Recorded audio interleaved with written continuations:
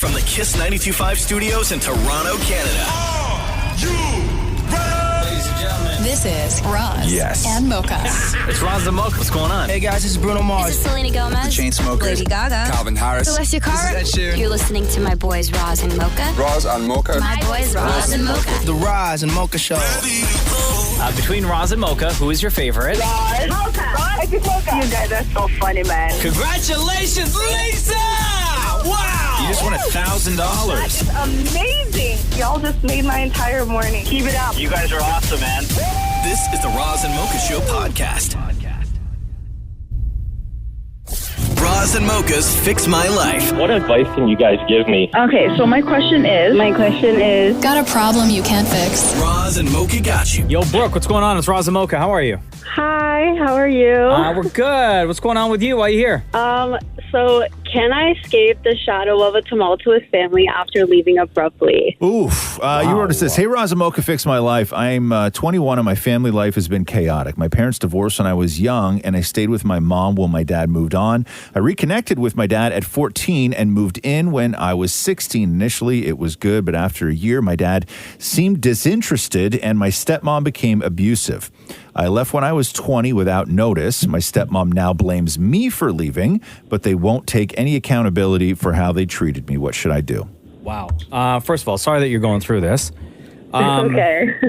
So what have the conversations been like with your folks? Well, I don't really talk to them. Like, my dad, since I left, has, like, not contacted me. Like, he won't text me, like, won't call me, but he'll kind of just, like, I guess sit there, like, sad about it. Mm-hmm. I found out, like, a couple weeks ago that, like, my stepmom and, like, some of her family would, like, drive by my house, which I thought was, like, really weird. And then, like, before, like, just after I moved out, like, I got a new car and everything, and I didn't really want anyone from that family to know I got a new car. Mm-hmm. But then they would drive by the house and see that I got a new car.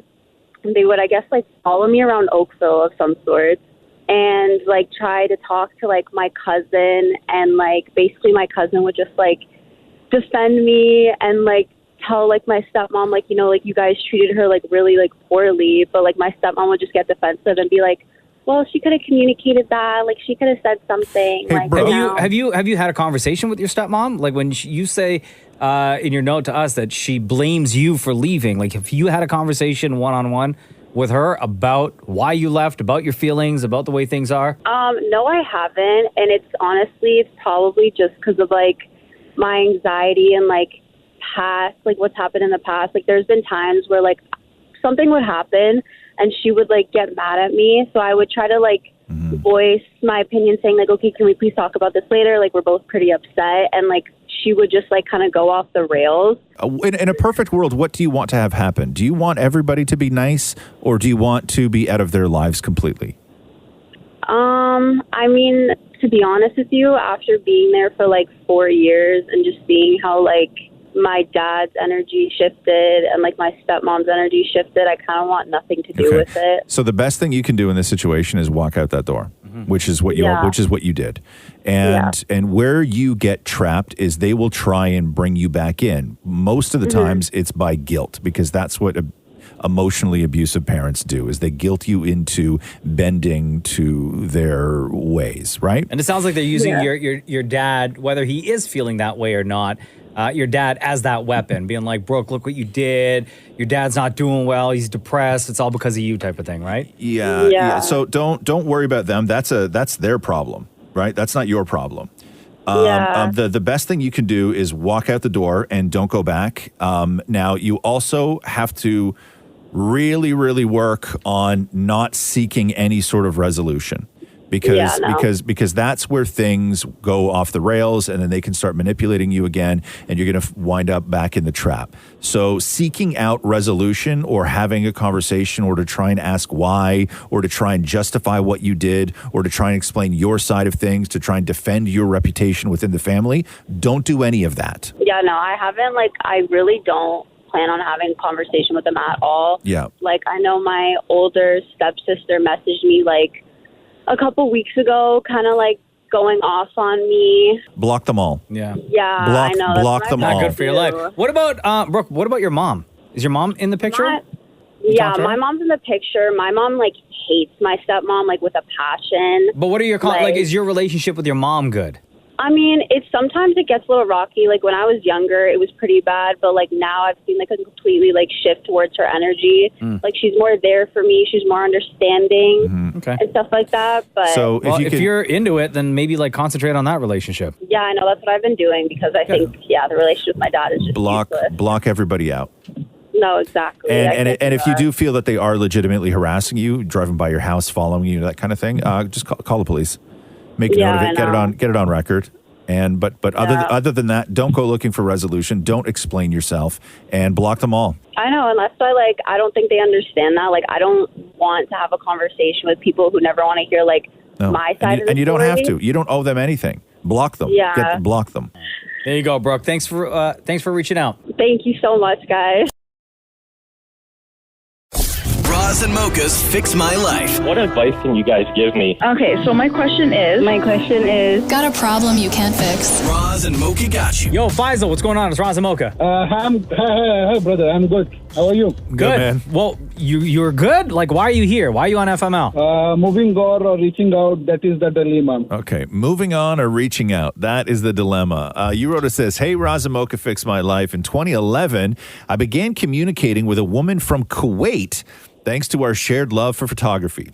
She supported me through my university and master's degree, even visiting me in Pakistan and Ukraine. However, she was married and couldn't leave her husband as promised, leading to constant arguments. During this time, a woman from my university confessed her feelings to me, and we eventually got engaged. Unfortunately, the day before our wedding, that girl from Kuwait asked me not to marry her, but to wait for her instead. So I broke up with both of them and moved to a different state.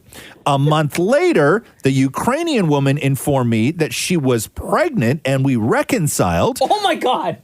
We are happily married with a child. However, I still carry my ex's ring and can't stop thinking about her. My God. Should I contact her or try to forget her? Faisal, you are not happily married, man. Kind of, yes. What do you mean kind of yes? You're still pining for this next thing that's like married and stuff, that lives in a different country. That's why I am on Roz and Mocha. Okay, is the woman from Kuwait who swept you off your feet online, is she still married? Oh, yes. Okay, and yet she told you not to get married, but to wait for her, right? Yes. So are you thinking that she is going to, as she said, leave her husband for you? I was thinking, but... You think that that's still a possibility right now? Right now? No, I don't think so. No, okay. Bro, you have a family, man. You got a family. Yes. This started back in 2011? Oh, yes. Okay, so this woman has been married to her husband since then? Yes. Okay. Or since even before then, because 2011 was like when you guys met, right? Yeah. She has 3 kids. Okay, she has 3 Bro, kids and a she ain't family. leaving her family for you? Faisal, what the hell, man? You got swept off your feet and you got bamboozled, son. You got swept off your feet and she kept saying, I'm going to leave him, and she never did. And then she had this power over you and you were about to get married and she said, no, because I love you, and you did not get married? Yes. What's this ring that you're holding on to? Is this a ring that she gave to you that like belonged to her, or is it a ring that you bought hoping that you would propose to her one day? No, when she came to Pakistan, we got engaged. But wait, the woman. Wait. The woman from Kuwait. You got engaged to a woman who was married? Yes. Okay, you can't do that. You didn't get engaged. I was not sure that she was married. She told you she was married. She didn't tell me she was married. I just found out. Oh, you found out afterwards. Okay. Okay. All right. So now you're married, right? Oh, yes. Happily married. And you got a kid? I got a kid for you. That's your family, man. Okay, yeah. Why do you want to throw all that away? Are you in love? Do you love your wife? I love my wife. Do you love this other woman more than your wife? No. I think you do. How close is it? It's not like I don't love her like 100%, but still I have her memories. So that I was thinking. But like, when was the last time you saw this woman? When she visited you in Pakistan? No, when she visited me in Ukraine in 2017. Oh, that's so long ago though, still. Okay, bro. Yes. Yeah, no, you got to let that go. That's 6 Get years, it out of your homie. head. Throw the ring away. Get her out of your head and block her on everything. Oh. Make sure she never contacts you again. Do the two of you, I assume yes, but do the two of you still communicate? No, When was the last time you communicated? like 2018. Okay, but you still think about her. She's still like in your head. Oh, yes. Okay, bro, get it out of. You got to get over this, dude. Okay, So but does she reach out to you at all? No, I reach out to her. you reach out to her. And did she reply? Yes. What did she say? She said that I'm not interested to you anymore, but I said I just want to communicate. But she said that, no, just stop sending me message. Bro, so why don't you stop, man? Yes. So she doesn't want to talk to you. Faisal, you're going to ruin your life, man. This woman doesn't want to talk to you. You have a wife and a kid. Smarten up. Yes, sir. Okay. Block her on everything and realize that the woman that you still have feelings for, she does not love you. And not only that, she was married that entire time. And nothing is going to happen. Nothing. Yes. Faisal, smarten the hell up, man. You're going to ruin your life. Okay. Okay. Get it together, man, please. For your family, okay? Oh, yes. Okay. I love my family. Oh, sure. Sounds like it. Yeah. I love my kid. Yeah. I love my family. Okay, Yeah. where's the ring Okay. right now? It's in my hand. It's in my finger. Bro, Okay. yo, hold on, whoa. You wear the ring that you used to propose to that girl from Kuwait? You wear that ring still? Oh, yes, it's still in my hand. Okay.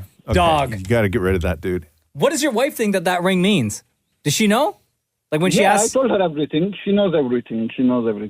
and she knows that you're still like reaching out to this girl? She found out one time, but she said that if you love her, like I can understand. But if it is still, She don't understand, man. Stop taking advantage of your wife. Faisal, grow up. Get rid of the ring. Yeah. Get rid of everything. Okay? Get rid of That's not your everything. life. I'm going That's to not your move life. right That's away. not your life. You have a life. You have a wife and a child. Yes, sir. Okay. I'm going to remove right away. All right. Okay. All right. Thank you, man. Good luck. Boom. Your life has just been fixed. Yeah. Roz and Mocha's Fix My Life. On Kiss. Hello. Welcome to the Roz and Mocha Show. How are you today? I'm good. How are you? Good. Why are you on FML today? How do you deal with severe knee pain but being too young for a knee replacement? Oh, wow. That's very specific. How old are you, Rachel? 27. I'll be 28 in May. Okay. So, Rachel, you wrote us this. Hey, Roz and Mocha Fix My Life. I've had knee issues for almost 10 years, beginning after an ACL repair. The pain persisted despite various explanations, including weight and chronic illness. An MRI last year revealed severe damage. I just met with a surgeon who advised against a knee replacement due to my age. So I will have, quote, Band-Aid surgeries until then. I feel frustrated and angry and not being heard earlier, but I'm unsure who to blame. How do I move past this anger and accept what has happened? Wow. What does the pain, your knee pain, like prevent you from doing? Does it affect all aspects of your life every single day? Yeah, so it prevents me from doing like my dream career. I've had to take like a corporate job where I sit all day. I can't play sports. I can basically only go to the gym. I used to like run marathons, and I can't do that anymore because of my knee pain. I also like my knee gives out all the time, so I'm afraid to like carry boiling water or also like spill it or burn myself or someone else. I find it crazy in this country that you get told at 27 that you're too young to have knee replacement surgery. But then if you told them that you were just severely depressed because of it, you could apply for assisted suicide. You know what I mean? Right? Yeah. Like, it's crazy to me. Yeah. What's the rationale for you not being eligible for the surgery? It's basically because like knee replacements, I guess at this point only last 25 years. And you can only get it like replaced twice. So I guess like the idea is that by 77, I wouldn't be able to have a knee anymore, and I might still need a knee at 77. Yeah, but you're far less likely to need a knee at 77 than you are at 27. Yeah. Like I'm having surgery next Thursday, one of these Band-Aid surgeries. They're just going to clean it up in there. And then they're like, maybe we can do injections and just like kind of keep it going for as long as possible. But until I'm closer to 40. This is how people get addicted to painkillers too, right? Wow. And I've been in that situation before. So that's a lot of the reason why it was so long. And in part, and like the anger is because some of it's at myself because I had a drug issue before even all my knee pain started, so that just contributed. Are you in rehab at all? Yeah, I go to physiotherapy a lot for my knee. Like, I used to go more frequently since, like, it's hit a plateau. I go once a month, and I do all my exercises at the gym. Does it help? Do you feel like it helps at all? Not really. I know that it needs a surgery, so I'm hoping that we'll feel a little bit better after, but they still said I'll be in pain, but it can fix, like, my knee just giving out. Hey, and I'm not one to, because I really don't know anything about this stuff, but I've heard tons of anecdotal stories. But have you tried, like, any of the sort of weed treatments or like CBDs and all that stuff? I really only use like CBD to sleep, but I take like a lot of like turmeric and glucosamine and all the supplements. Yeah. So Rachel, 27 years old, knee issues, too young to get a new knee. So Band-Aid surgeries and you're doing the rehab stuff, physio. I wonder, instead of, and I don't know if this will help or not, but instead of the anger and the negative side of things, if you flip it and you have like little goals that you need to achieve, that you need to crush, right? Yeah, through physio or through those times when you go to the gym. Like if there are things that you want to achieve that you think you can get to, or that's safe enough that you can get through with the help of physio, the person that you're working with, like if those things might help with the emotional side of what you're feeling. Yeah, I'm hoping that post-surgery it will, because like right now I haven't seen much improvement in anything. Yeah. So I'm hoping post-surgery when like maybe we knock myself down a peg that it'll help to go back up again. But I'm just like, my main issue is I'm angry and I can't process it because I don't know who to blame. Yeah. Is it myself? Because like what they've done is and I fully, I'm with Mocha on everything that he just said, but I think that the problem is that they've taken away all hope that you would have of a recovery, right? Like that's not an option. Like, regardless of the physio and the surgeries and the everything else that you're going to do, there's no place where this ends with your knee being fine. Yeah.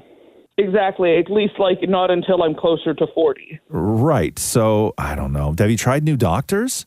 This is actually like the result of getting a new family doctor. And this is a brand new orthopedic surgeon. Just took a year to see them finally. Cause I don't know. What about going to like one of those sports clinics?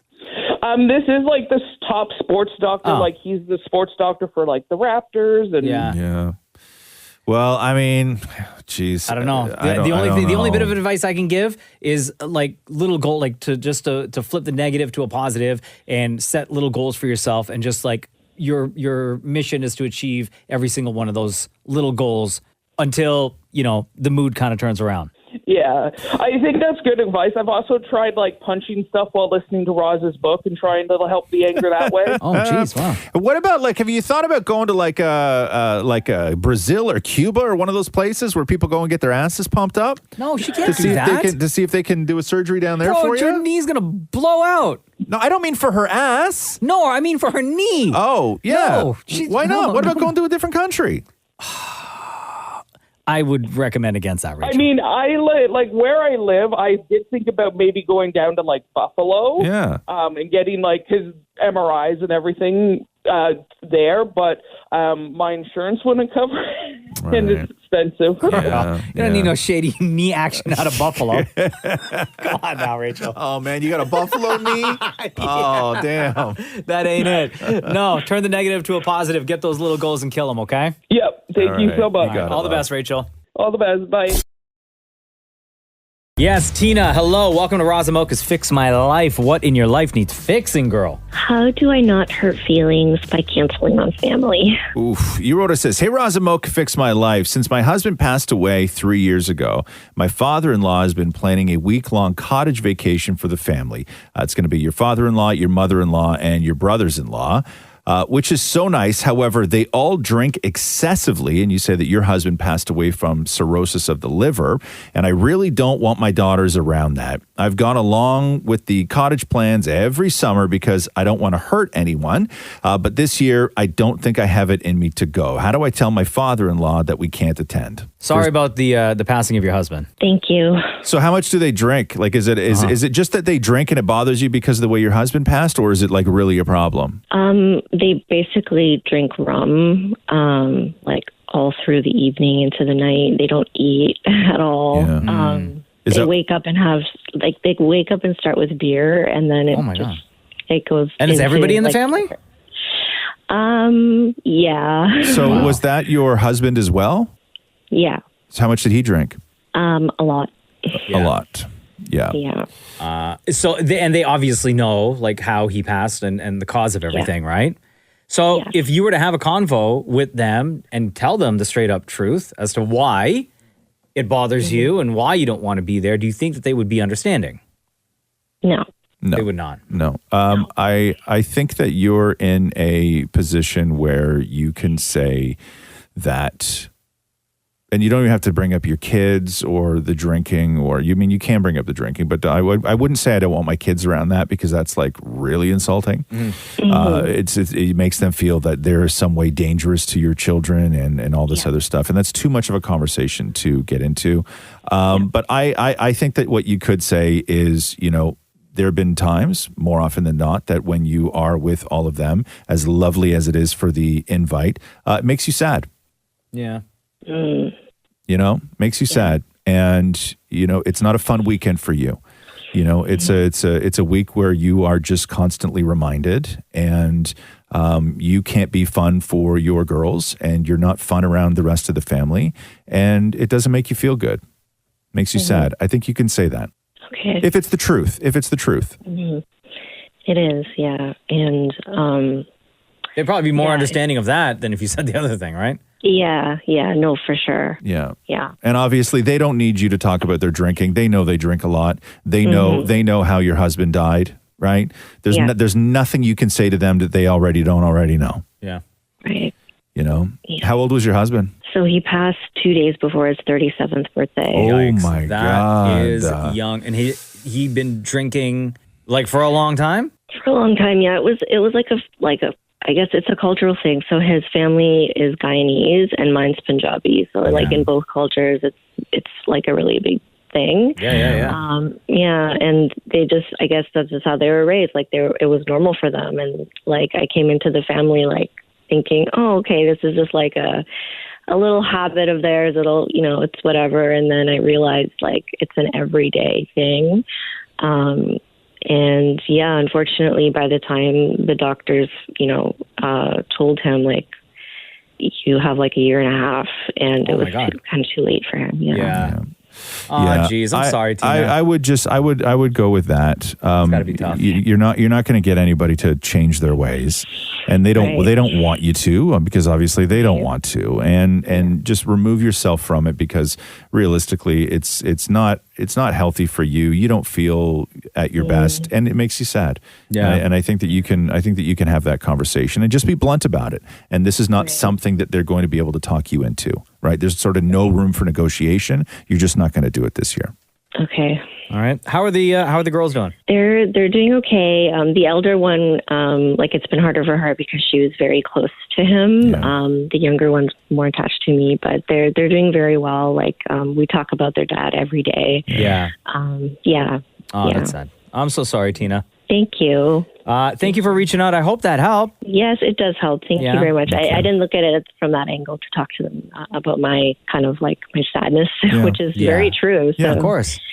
Yeah. All right, girl. Okay. Thanks again. All the best. Thank Much love to your you. family. All right, Tina. Thank you so much. Love you guys. Thanks for listening to the Roz and Mocha Show podcast. Catch the guys live Weekday mornings from 6 to 10. on Kiss 92.5 Kiss925.com. or download the Kiss 92.5 app.